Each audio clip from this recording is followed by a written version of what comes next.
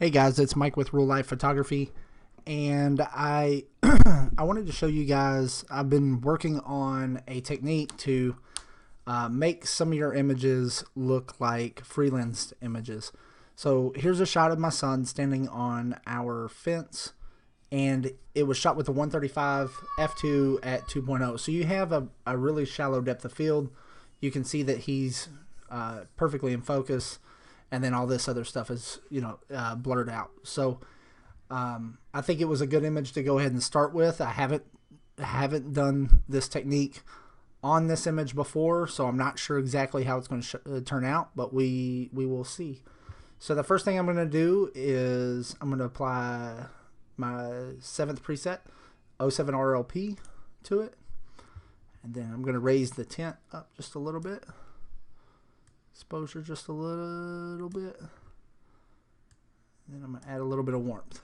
Then I think I'm going to leave that right there where it's at. And then the next thing I'm going to do is take it into Photoshop.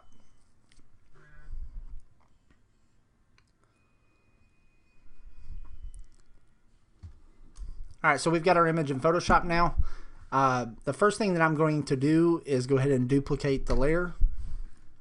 And from there, I am going to go up to Filter, Blur Gallery, and I'm going to do a tilt shift. Alright, so I'm going to take this.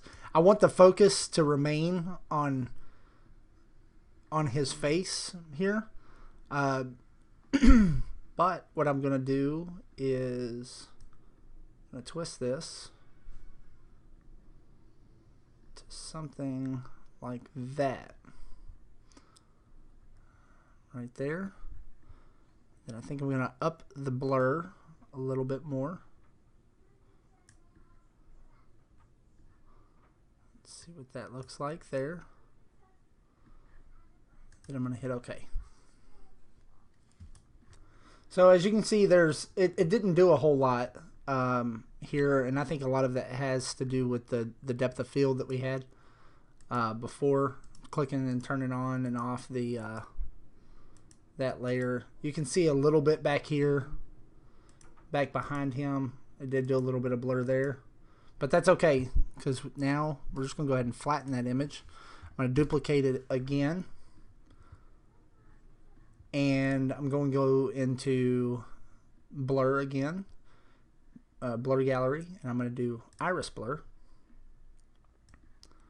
I think this is where we'll actually see more of the magic happen.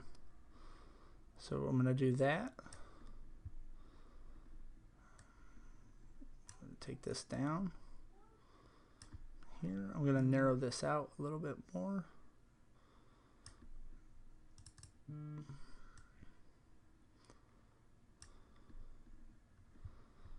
There, and I'm going to up the blur a little bit more. Actually, I'm going to take it a little bit further. Let's see what that looks like. So you can see here that it's a little bit too much. Little too heavy-handed right here on his back. It's too much of a defined line. So what I'm going to do now is take a layer mask, the black brush, I'll drop my percentage down a little bit, and then I'm just going to paint over this, over that line where the lines are.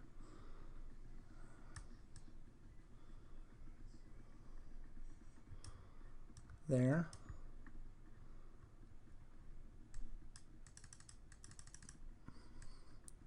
That to about where it needs to be.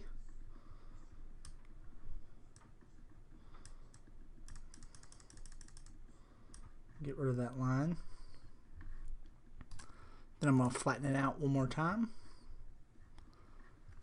Duplicate the layer again. Go back to filter. And I believe on this one I'm going to do tilt shift again. And take this, stick it over here on top of his face, because this is really where I'm trying to keep the focus. Narrow this down. There. Turn this a little bit. up the blur. Expand that. Blur a little bit more. Go crazy here. And then let's OK there. Now you can see that it's really distorted here, really blurred out, but you still have sharp focus right here. And if you want to play around with this a little bit more, you can just take your masking brush and get it something like that.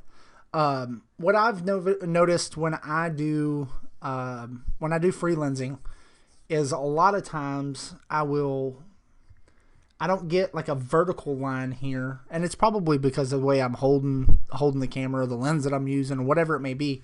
I don't get a vertical line of focus, like a straight up and down line. What I often get is a curved C, right? Either inverted or either a forward-facing C or a reverse-facing C, I should say. So that's what I kind of have gone for when I do these images with this tilt shift and using the masking brush. So you can look over here and see when I was brushing off that I've done this C pattern here, and there's no reason why. I mean, you can go crazy with it and just kind of change some of this up and mask some of it off. The beauty of the whole freelensed image is it's pretty unpredictable, and then you get some weird results. So like I said, I think this is probably pretty close to where it needs to be. I'll have to continue to try it on some different images or whatever, but I think it actually turned out pretty good the way that it looks now. So let's see if I can go into Lightroom and let's bring the original back in. So here's the original, and then here is the one that I manipulated. So you tell me, does it look freelance or does it not?